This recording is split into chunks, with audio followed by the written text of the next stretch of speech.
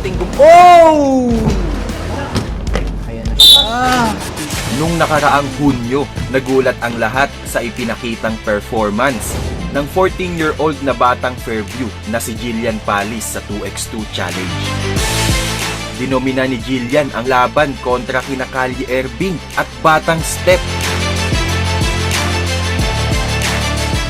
Pero paano nga ba naging ganito ang galawan ng isang 14 anyos na aspiring player mula Novaliches, Quezon City?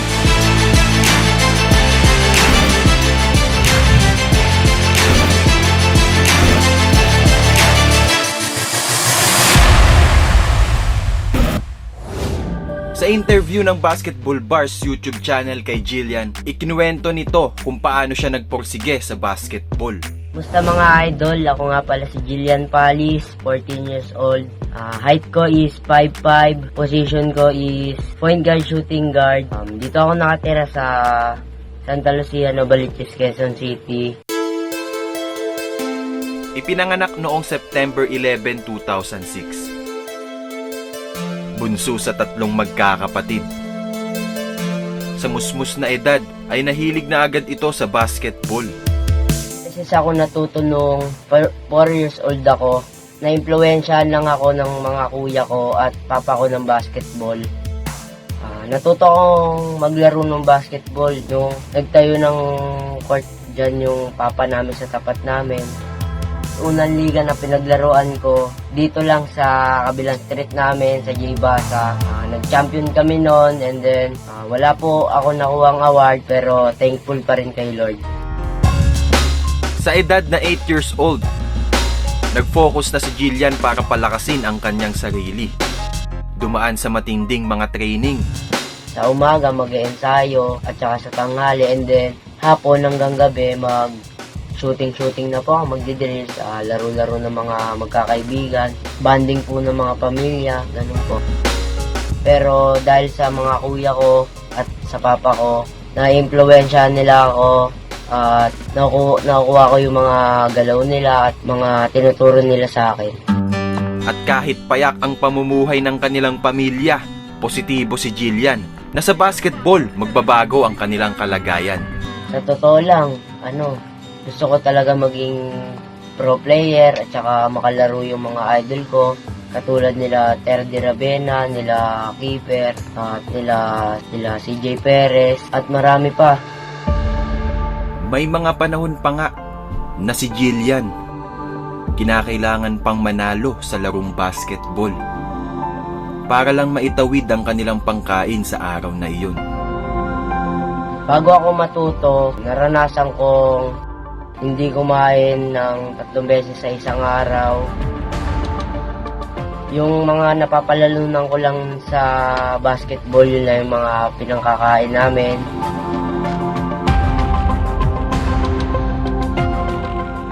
Naglalakad kami ng malayo para lang makapag-ensayo, makapunta sa paglalaroan namin.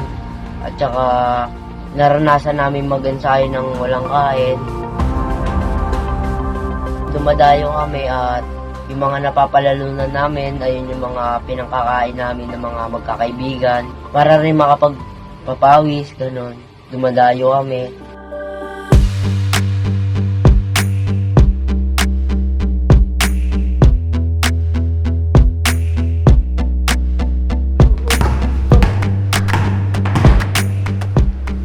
Ayon kay Coach Brian Gorospe, isa sa mga naunang coach ni Jillian, nakitaan niya na daw ito ng potensyal na maging isang mahusay na manlalaro.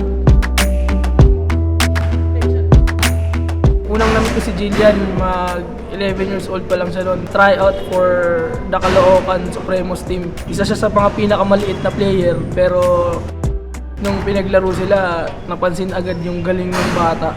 Nakipagsabayan agad siya. Sa dami ng mga nag-tryout, nasa top 10 agad siya dun sa listahan namin dahil talagang extraordinary yung galaw ng bata.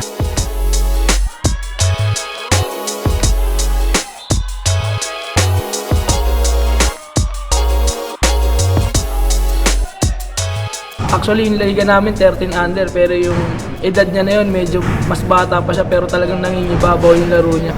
Born for basketball talaga si Jillian Palis. Dahil sa kanyang talent sa basketball, naging scholar ito ng Holy Child Academy School sa Novaliches.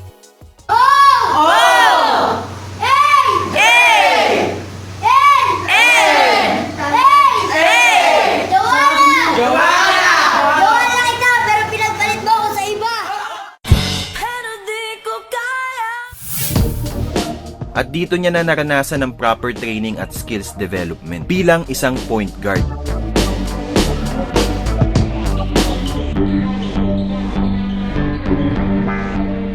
Ayon din sa tito nitong si Orin Katakutan, focus at hardworking daw talaga itong si Jillian.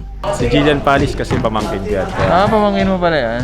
Matagal kasi nag-training yung Jillian Palis namin. Talagang abang-abang yung batang yun. Yun mga ka-OPEX, nakita nyo yung bata na may pagkakatawan na yun. Bata pa lang yan. 14 years old.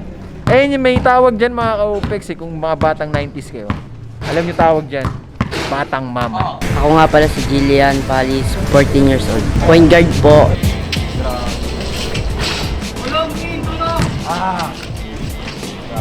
2-0 tayo dito. Pumutok ang pangalang Jillian Palis nang mag-viral ang kanilang laban sa 2x2 challenge dito sa HoopX. Nagkaroon ito ng 100k reactions, mahigit 7,000 shares, at 3.8 million views sa Facebook. Marami ang humanga sa talento ng batang mamaw ng QC. Oh, lakas ng upper body.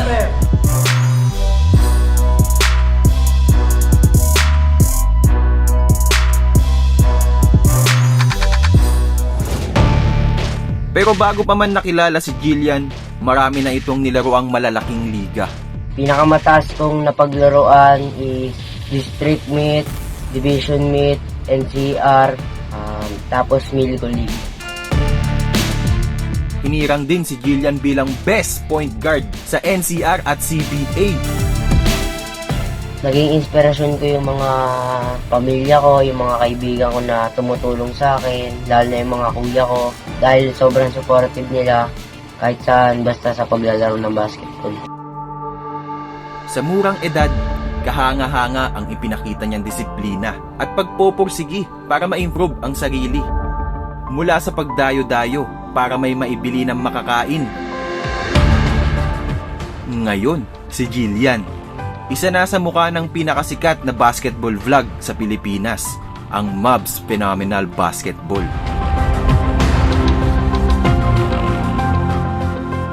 Sinubukan naming kunan ng interview si Jillian tungkol sa kanyang pagpasok sa Mavs. Pero dahil nag-uumpisa na ang kanilang training, di na natin ito nakunan ng pahayag.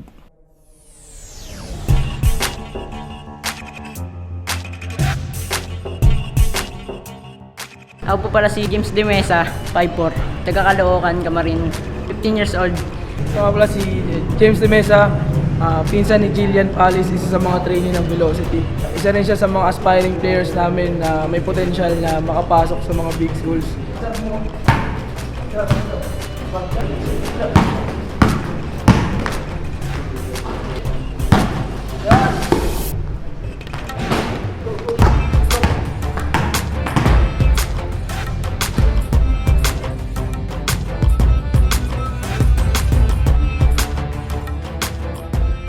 Sa edad niya na 15 years old, skillful na siya, tsaka yung talent niya medyo advanced na siya dun sa mga kaedad niya. Tuloy-tuloy pa rin yung pakondisyon at ensayo niya para hindi siya mawala, lalo pa siyang mag-improve. Gusto po makalaro si Idol Cali Irving tsaka si Pamelo Hall. Gusto po silang makalaro ng basketball one-on-one.